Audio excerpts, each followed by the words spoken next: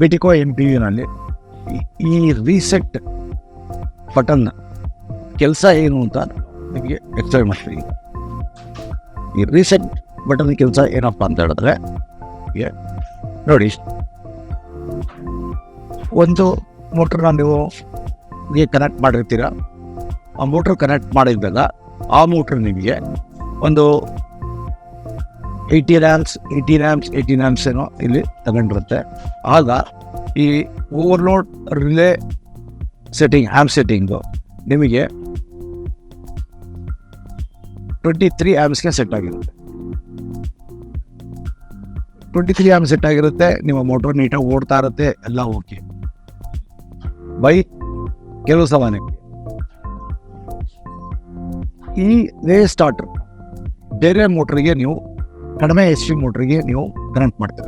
ಕಡಿಮೆ HP ಮೋಟ್ರಿಗೆ connect ಮಾಡಿದಾಗ ನೀವು ಆ ಕಡಿಮೆ HP ಮೋಟ್ರ್ ನಿಮಗೆ ಒಂದು 8 ತಗೊಬೋದು. ಆವಾಗ ನಿಮ್ಮನ್ನು ಇದು ಓವರ್ಲೋಡ್ ಸೆಟ್ಟಿಂಗು ಚೇಂಜ್ ಆಗಿರೋಲ್ಲ, 22 amps ಇರುತ್ತೆ ಅಥವಾ 23 amps ಇರುತ್ತೆ ಈಗ. ಬಟ್ ಇಷ್ಟೊಂದು ಕಡಿಮೆ ಆ್ಯಪ್ಸ್ ತಗೋಬೇಕಾದ್ರೆ ಓವರ್ಲೋಡ್ ಸೆಟ್ ಆಗಿರೋದು ಜಾಸ್ತಿ ಆಯಿತು. ಇದನ್ನು ಕಡಿಮೆ ಮಾಡಬೇಕು ಅಂದರೆ ನೀವು ಬೇರೆ ಆಪ್ಷನ್ ಯಾವುದೂ ಇಲ್ಲ.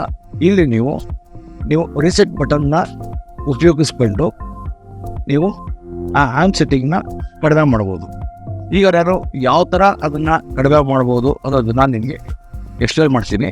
ನೋಡಿ, ಫಸ್ಟು ನಾನು ಒಂದು ಫ್ಯೂಸು L1ಗೋ ಅಥವಾ L3ಗೋ ಕನೆಕ್ಟ್ ಮಾಡೋದು ಯಾವ್ದಾರ ಒಂದು ಫ್ಯೂಸನ್ನು ನಾನು ರಿಮೂವ್ ಮಾಡ್ತೀನಿ.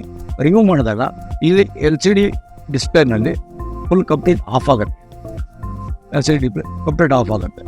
ಕಂಪ್ಲೀಟ್ ಆಫ್ ಆದಾಗ ನಾನು ಏನು ಮಾಡ್ತೀನಿ ಅಂದರೆ ಈ ರೀಸೆಟ್ ಬಟನ್ ಪ್ರೆಸ್ ಮಾಡಿ ಇಟ್ಕೊಂಡಿರ್ತೀನಿ.